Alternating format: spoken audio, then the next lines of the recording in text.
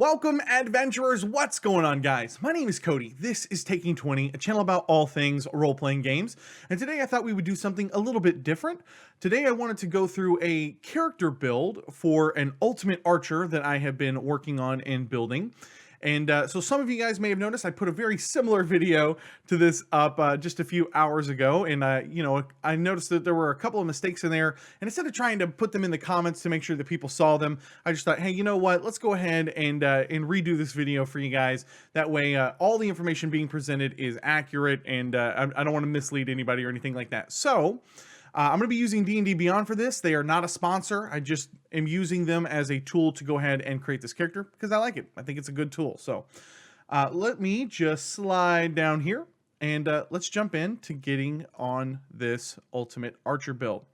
So the first thing we're going to do is go over here to our standard character creation and we're going to jump over to race. Okay, now for the race, we had a lot of really good choices here. We could go with an elf, a half elf, a goblin has some really interesting abilities that might work for us, but ultimately I landed on the human variant to give us that extra feat at level 1 right out of the gate, and I'll explain why here as we go into our feat selection. So with our human variant, the way that we're going to build this class, it's going to rely a lot on magics, and we'll get into the actual classes here in just a moment on how this build is. And so what I wanted to do is I wanted to grab resilient right out of the gate. And so let's go ahead and do that. Let's grab a language for Elvish. On our ability score increase right out of the gate, let's take charisma at level 1 and let's take dexterity. So 1 point in each of those. For our skills, I'm always a fan of taking perception. And I think it kind of makes a little bit of sense here for the, for kind of that keen eye archer. And then for feat, you basically have two choices. You can either take Warcaster, which is a great feat. And it would help this build out a lot. And what that does is that gives us advantage on Constitution saving throws to maintain concentration on our spells. And this is a really tough choice between this and Resilient. But ultimately, I think that Resilient offers just a little bit more, gives us that extra ability score increase there. So that lets us do some other things. And then we're going to gain proficiency in all saving throws using Constitution. So that even helps us when spells are being cast at us. At the end of the day, I think that Resilient is just a little bit better than Warcaster, though you could certainly go Warcaster if you felt like maybe you might be better served going that route. Okay, so for the class. Now, when we looked at the classes here, to find out what classes are good at archery. You get the fighter, you get the ranger, what can really make for a great archer. What we want to do in our build is we want to go Valor Bard, at least for the beginning part of the game. At the end of the build, this is going to be a Valor Bard fighter rogue build, but to start off, we want to go ahead and take 1 level of Bard. So let's go down here and choose our proficiencies. We'll take the drum, we'll take the flute, and we'll take the horn, because why not? And then for the rest of our proficiencies, let's go ahead and take deception. Let's take persuasion, because we're going to have a good, healthy charisma right off the bat, and that will be good at those things. And then stealth is a natural choice for this particular build. Now, I'm not going to get into spell casting and spell selection quite yet. We'll get into that as we get closer towards the end of the video. Okay, so we've got 1 level on Bard.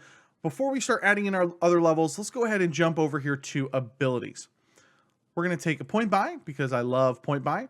We're going to crank dexterity all the way up. We're going to crank charisma all the way up. We're going to take constitution up to 11 because we have our feat giving us an extra point of constitution. That's actually going to be a 12 at the end of the day. Intelligence, let's go ahead and take that up to 10. And then wisdom, let's go ahead and aim for that +1 bonus. Now, this is that part where if you wanted to take Warcaster, instead of having that extra constitution there, you may have to trade off a little bit here and drop that wisdom down in order to get that constitution bonus up. So it's kind of one of those either or things for you there. Okay, so this looks really good. We got 8 strength, which is a dump stat. It's just not going to be very valuable to us for this particular build. We've more or less maxed out our dexterity. We have a nice constitution modifier there to increase some of our life and help us with those saves.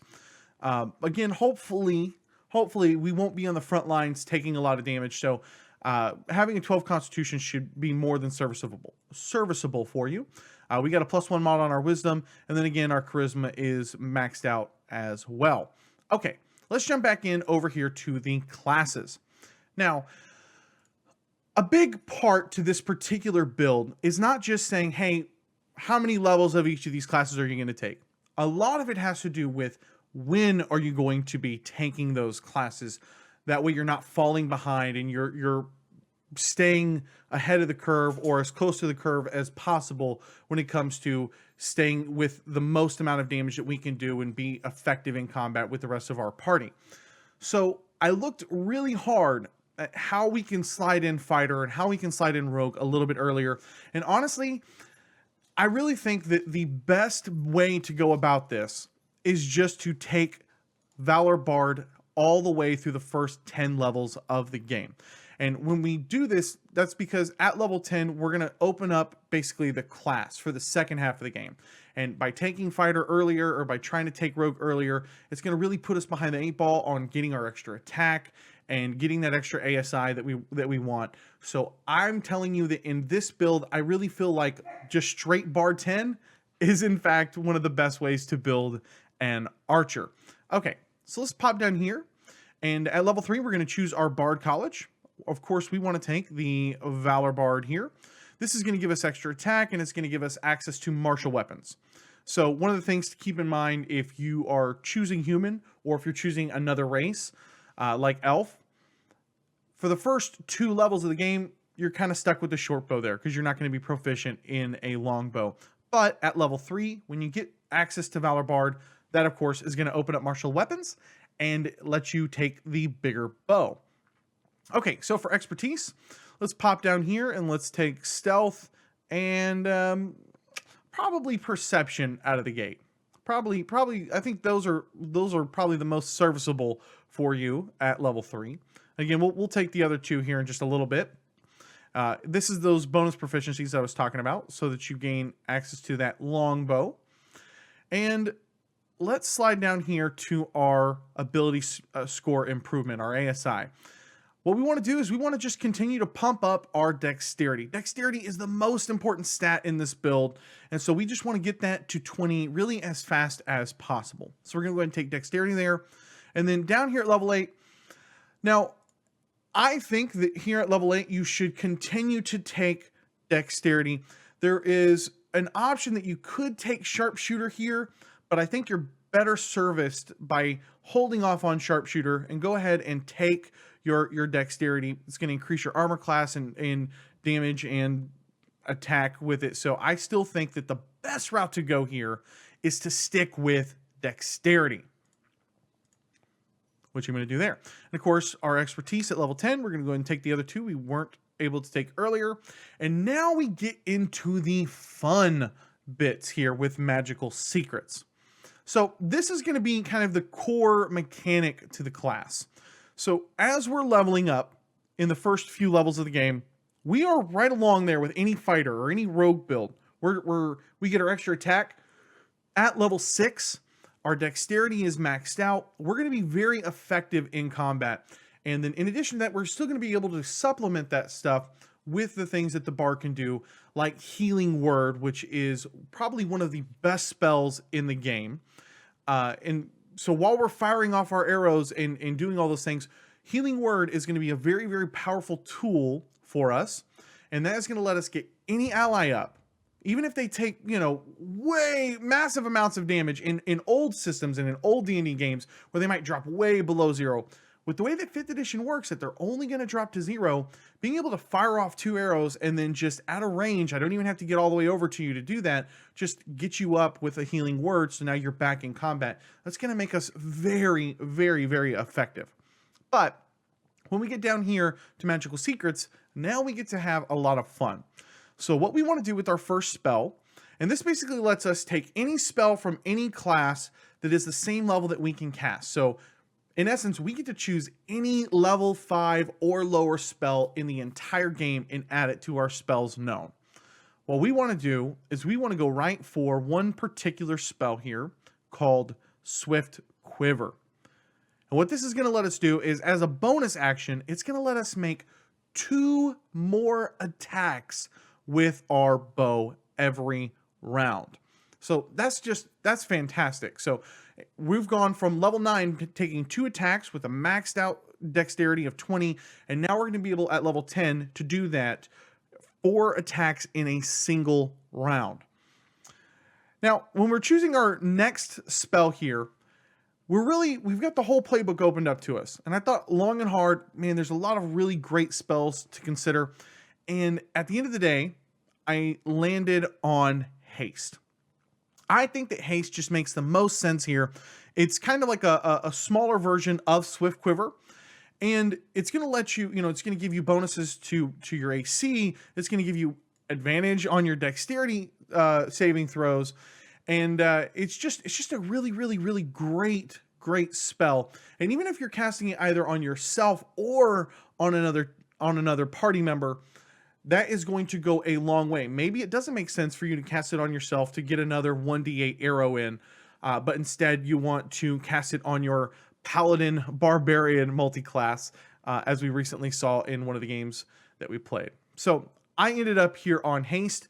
And again, because this takes a level 3 spell slot, I think that really gives us a lot more consistency with this build, which is ultimately, I think, what the goal should always be, is having a really consistent character that even if they cast Swift Quiver, they get hit, they lose their concentration, and they're out of those higher level spell slots, we can still cast haste on us and get right back into the throes of combat. Okay. So here is where we're going to mix things up. After we've taken our first 10 levels of Bard, the next thing we want to do is we want to start adding in our Fighter archetype. So we're going to go down here at level 11 and take Fighter.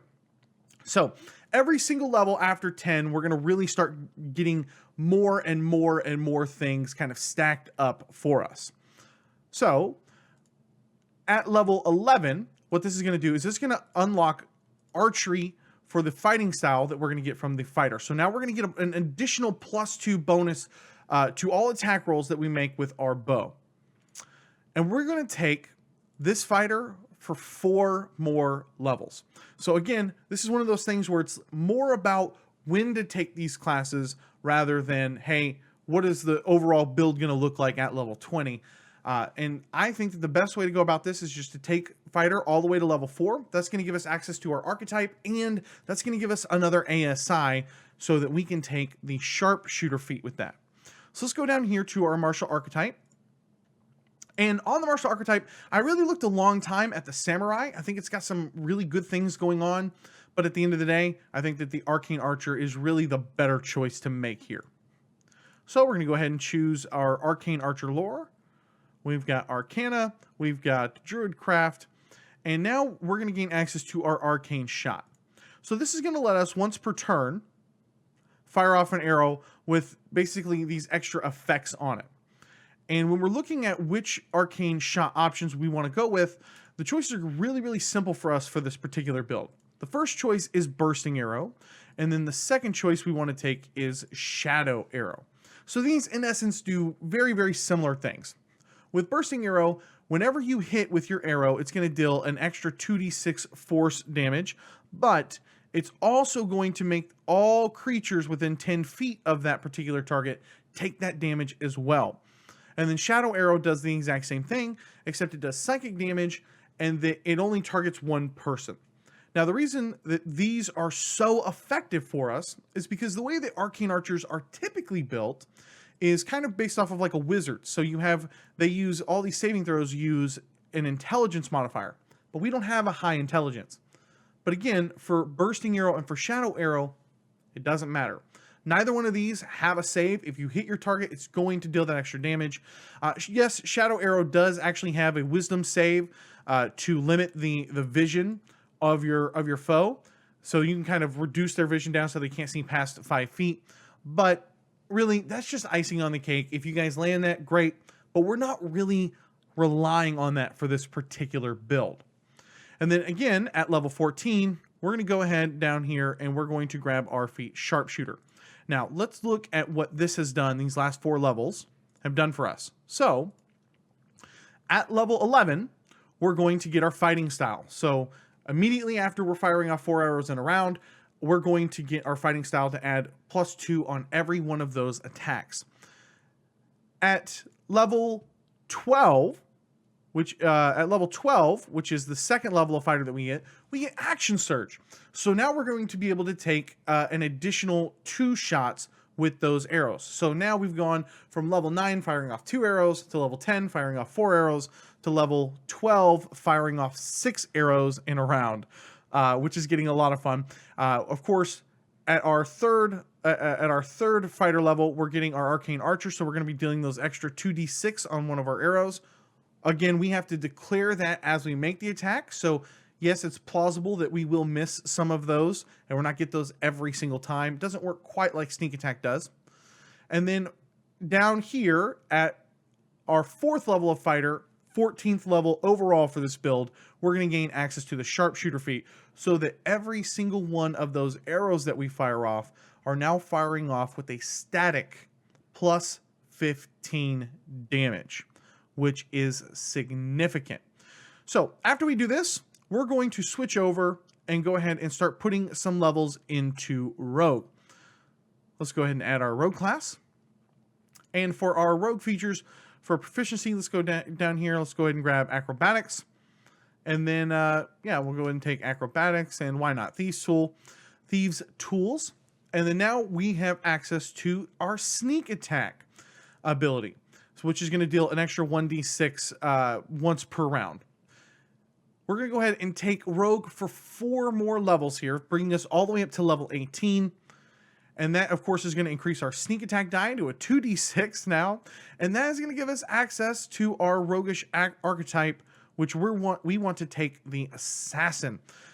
There's a lot of great archetypes here. The Assassin is clearly the one that is going to fit best overall with this build and what we're trying to accomplish.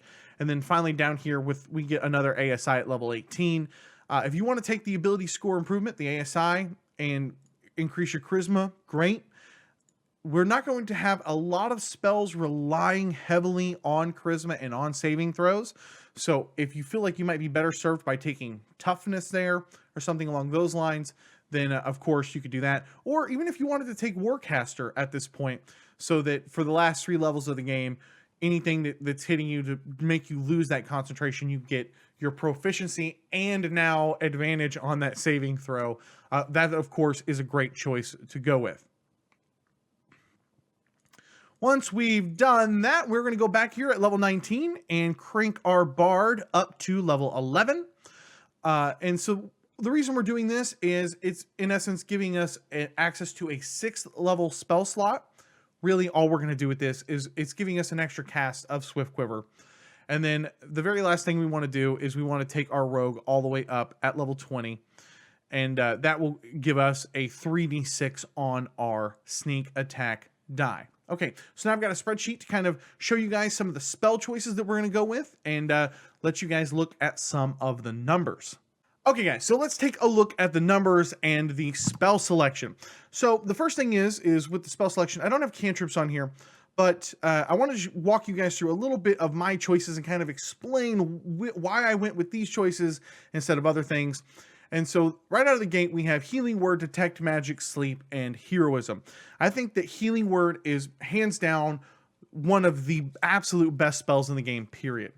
It's not designed to heal in between encounters, to really pump up somebody's life that's taking a lot of damage to get ready for another combat. But the ability to get somebody up instantly that has just dropped and get them right back into the throes of combat and right back into the action as a bonus action while you are still firing off arrows is just phenomenal. And you can do that again at a range, so you don't have to even run over and try to like lay on hands or anything like that. So it doesn't really affect your action economy to just get somebody up. It's fantastic. For the most part, I think you will actually be saving your spell slots for use of this. And then other than that, you'll be doing your regular concentration spells. Of course, we have Detect Magic, which I think kind of speaks for itself. Sleep, I think, is a very underrated spell, even at higher levels. I know that a lot of people are like, well, it's great at lower levels. I still like it at higher levels. I think once you get an enemy down to half life, you know, fire it off with a higher spell slot. I think it's still very effective.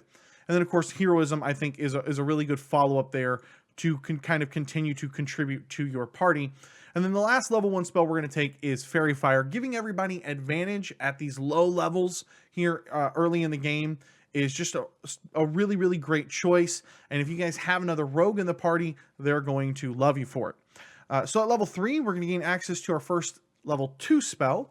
I wanted to go with Heat Metal here instead of some of the other choices. The reason I went with Heat Metal is because there's no saving throw on it. Yes, there is a saving throw to kind of maintain your grasp on the weapon or try to get an armor off in time to try to not take as much damage.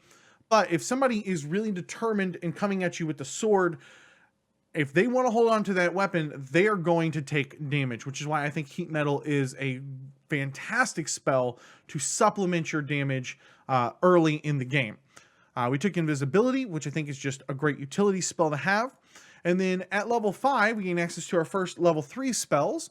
I went ahead and went with Hypnotic Pattern. We don't take a lot of mezzes here or crowd control with this particular build because later in the game we're not going to have a high enough spellcasting ability score to always be effective.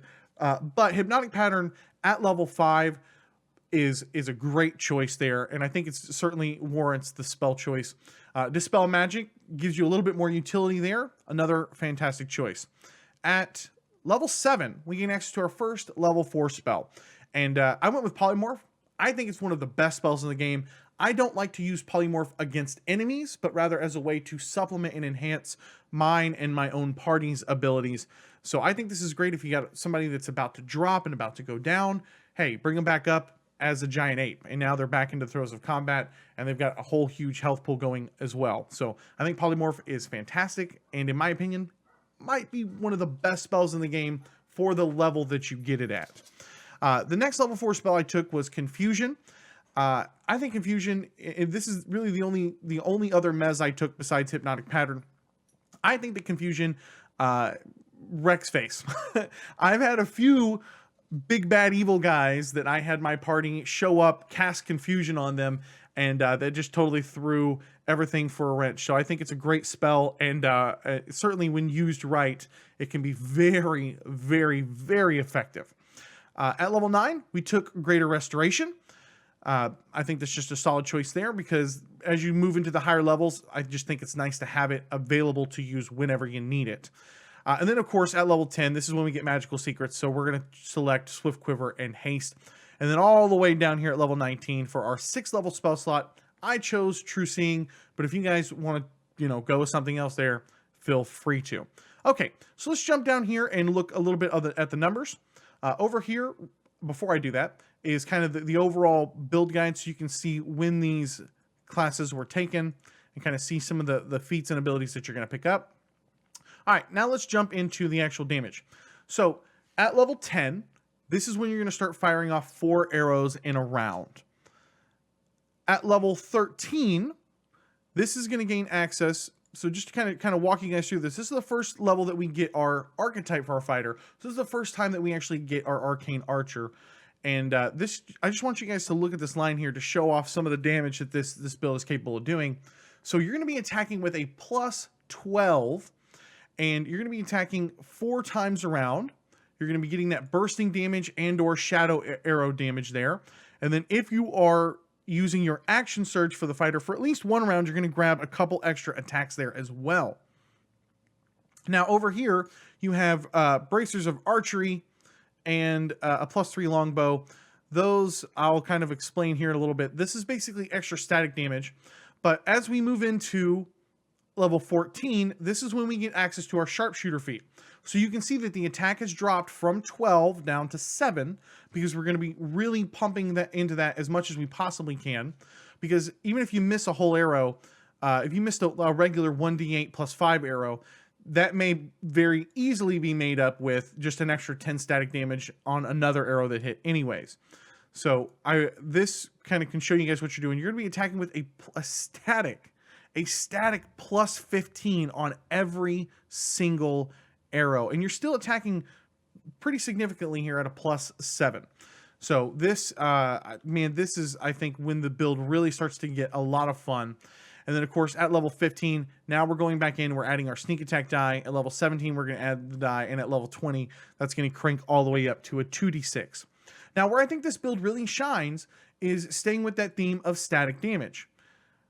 So this is when magic items start to come into play. And because of how many attacks this thing is making, that static damage for this particular build actually ends up being pretty significant to the overall damage output to it. So whereas somebody else might have a +3 longbow making their 2 attacks, or a +3 sword making their 2 or 3 attacks, that's nice. Whenever we're taking 6 attacks with a +3 longbow, you can tell that that's going to go even further and farther. And of course, Bracers of Archery will do the same thing here, that you can max that out at an additional 12 damage, at least in 1 round. And again, this is just 1 round. So yes, you've used your action surge here on 1 round, but after that, you're still making 4 attacks in a round. You're still making all of these extra attacks in a round with additional static damage stacked on top of there as well. So I think that this build is a very, very competent build, and most importantly, I think it's a very consistent build. It fills a lot of great roles with inspiration die and off healing and a little bit of kind of, you know, casting heroism and detect magic and dispelling magic, and greater restoration kind of gives you a lot of that utility that you want to see in a class that is still shooting and firing off a ton of damage. And yeah, this has been a lot of fun to make, and I can't wait to get this character up to level 20. So let me know what you guys think. Do you guys like the build? Do you guys not like the build? Is there things that you guys would change? Do you think, hey, maybe we should go ahead and go with a goblin instead of a human to try to get a couple extra pops off here and there? I'd love to hear your thoughts. Also, guys, I wanted to let you know that I'm going to be exporting several of these sheets. I'm going to be exporting them at level 5, level 10, level 15, and level 20. So if you guys want to look at these builds and just see them in a physical character sheet on how they were put together, I'm going to make those available. There's a link down in the description below where you guys can go and download those for free as well. So yeah, if you want to just take one to your next game, there you go. If this is your first time here and you love role-playing games as much as I do, I'd love to have you subscribe. Every week I put out new videos on GM tips, player tips, tutorials, and more. So if that sounds like something you might be interested in, just hit that subscribe button, like right down there, and come join us. Thank you guys so much for watching. My name is Cody, and may your games be filled with awesome memories and even better friends. I'll catch you guys next time. Yeah.